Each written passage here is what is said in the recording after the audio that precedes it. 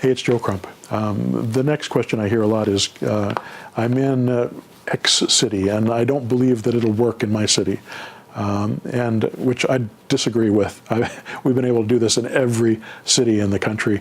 We've been able to do this in places outside the country, in places in Europe, Australia, the UK, Canada, Mexico. I had a guy in Kazakhstan doing this. I had I had a lady in Dubai doing this. So I know that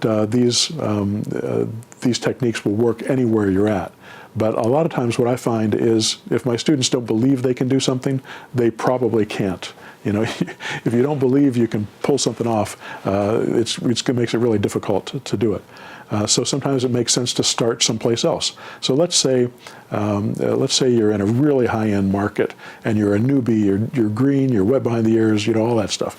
And you get on the phone and you talk to somebody who's got a $700,000 property, and people that have $700,000 properties expect a lot.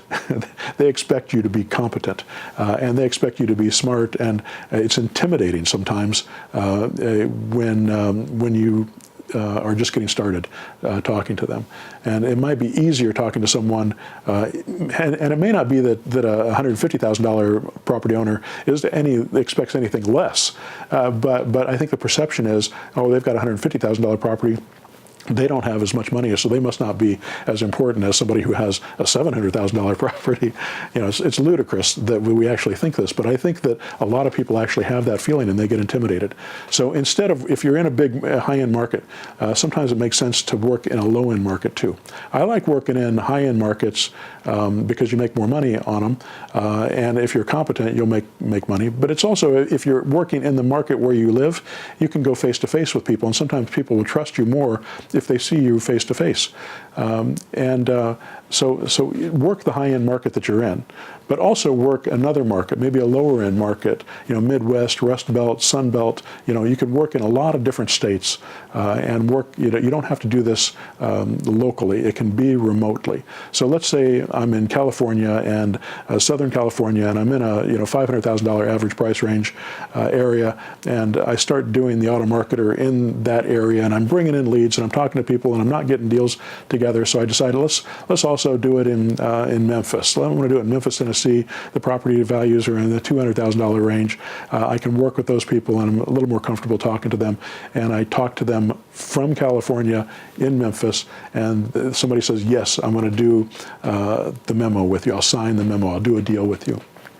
You can then put an ad in Craigslist, find boots on the ground, say, I need somebody who's going to go to this house, put a sign in the yard, put a lockbox on the door, take pictures for me, get a signature, you know, or you can do that through the internet, by the way. Everything you can do through the internet and on the phone these days.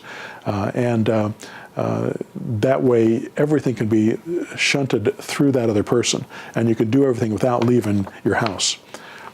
My philosophy is that if I have to leave the house, I lose 3 hours. So my philosophy is don't leave the house. Try to do everything from your home, so you don't have to go anywhere or do anything. Nobody else is distracting you. You can shut off the phone when you need to. You can focus on what you need to do. You can make the calls when you need to, and you can call back people that weren't able to reach you while you're talking to them. And that way, you'll have the most valuable use and productive use of your time. You know, you don't want to be doing this, you know, 12 hours a day. You want to do this 2 hours a day, 3 hours a day, and have the same income that you would have made on the job that you're working now, working 8 hours a day. All right, I hope that helps.